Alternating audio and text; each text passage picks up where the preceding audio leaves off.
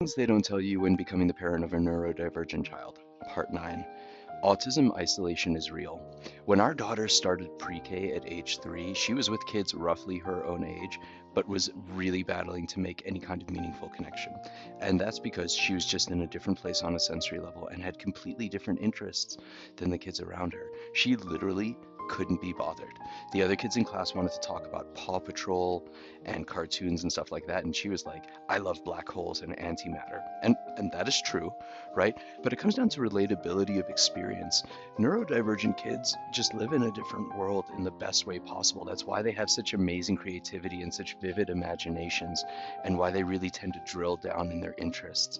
Other things just don't seem as interesting to them, like people, right? So how do we solve this? And I'll talk about the parenting piece in a second because it's very isolating being an autism parent as well.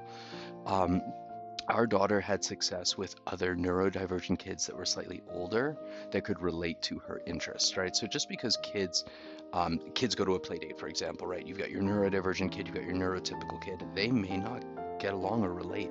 And at the end of the day, it's an existential kind of loneliness as opposed to just having company and people. Like not every friend will just do. We found success because our daughter's homeschooled, so we don't go to school and get social connections for free. We had success putting her into niche activities like a coding class or a swim class, or a judo class even, where the kids there are inherently interested in the things that she is interested in. So that worked for us.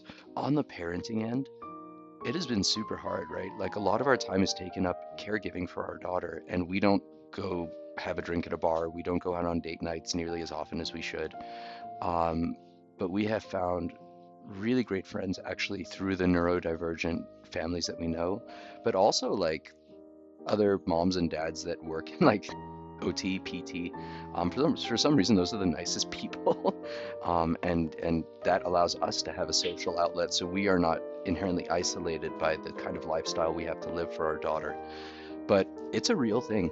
It's a real thing. In addition to balancing the caregiving you're going to have to do for your child and the caregiving you're going to have to do for yourself, um, it comes with the territory of building a village. And that village is not just therapeutic in terms of providing services for you and your family, it's to support you. It's to make sure that you're not living in the middle of nowhere carrying this huge, I don't want to say burden, but it's a lot to carry, right? It's heavy.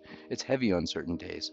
And the most empowering thing we can do for ourselves is to make sure that we are not isolated and that we are supportive. So have a great day, everyone. The puppies are here. If you stuck around to the end of the video, we have two puppies. I'll show you real quick. Puppies, puppies, puppies. These are our two Old English sheepdog puppies.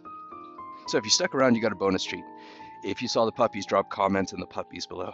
Hopefully other people will tune in too. Happy Saturday, you guys. Take it easy.